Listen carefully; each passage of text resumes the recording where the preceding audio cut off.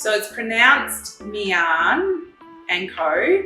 And for anyone that doesn't know, we were previously La Di Da Kids, and we rebranded after about 3 years, 4 years. I think it was longer than that. It was 2016, I think, we rebranded. So we were previously La Di Da Kids, and then we were rebranded to Miann and Co.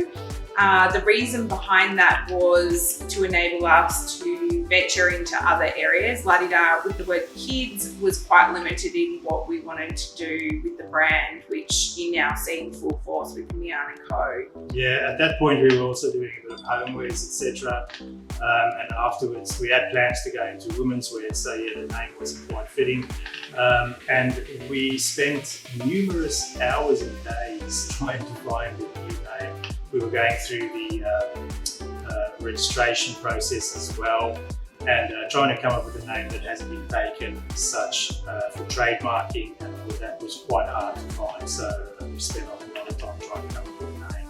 Yeah, trademarking your brand is really important, and we cannot emphasize that enough. When we started the brand, we weren't even thinking that it would go into a fully fledged business. It was very much a hobby business.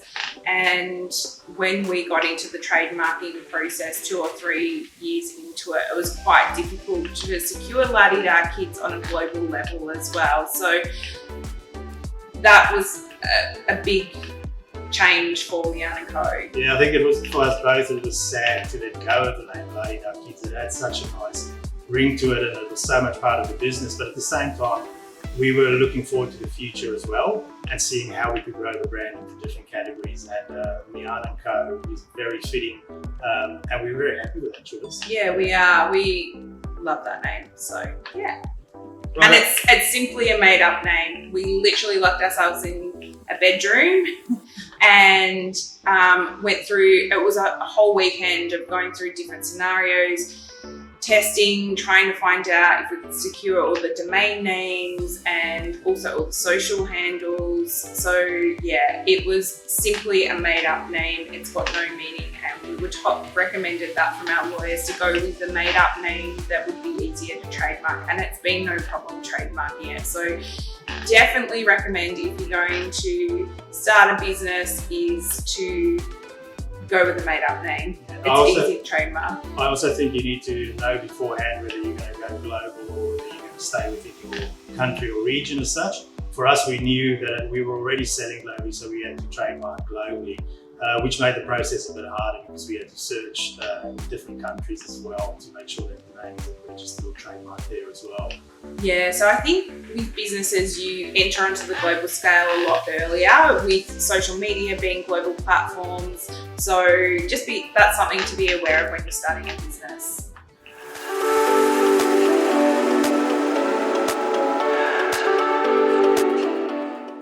I think, yes, we are. For us, most of our clothing is tailored towards all kids. We're very inclusive as such. I would say we're probably more an inclusive brand than unisex as such. Our little girl of 4 years old at the moment dresses in any colour, or we sometimes let her wear whatever she wants to wear. I don't think any labels should be placed on what you're wearing in terms of who you are. And so were our boys, which was interesting. Our boys used to wear pink all the time, so they would wear a pink t-shirt.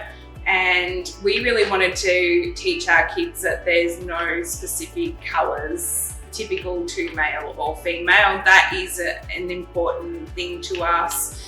We have kind of fallen into a unisex brand without even trying, because that was part of who we were. We dress our kids across all colours. There's never been specific boys or girls. So without intentionally trying to be a unisex brand, we are a unisex brand, but it also becomes in line with our ethos about longevity in clothing and being able to pass from child to child. So being more unisex, they're more easier to pass from child to child, but we do get a lot of people that are scared to dress their boys in pink, and we do get a lot of parents that are scared to dress their girls in browns or blues. And we quite often get asked whether our garments are boy or girl orientated, and nothing is specific. And with kids, unisex is a lot easier because they're blocks, they don't have shape, they haven't formed into women with curves or men that are more straight up and down. And now going into women's clothing, we see the difference in the shape, whereas kids, when I'm doing the pattern making, it's a lot more block format. So I don't necessarily do a more fitted style, mainly because I like the oversized look. My kids never liked anything super fitted. And the brand's just evolved like that, basically.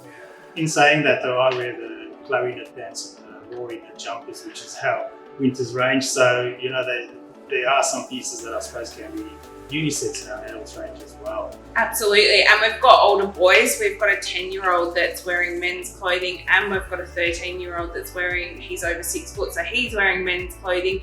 And they all wear our Chloe knit pants, and they also wear our Rory knit jumpers as well. They love the feel of the fabric. Our kids have always been quite tactile and sensory, so we always try and make our clothing feel really nice on, because our kids, if it doesn't have a nice feel, they refuse to wear it. So that's also been a part of really important to our brand, as well as hand feel.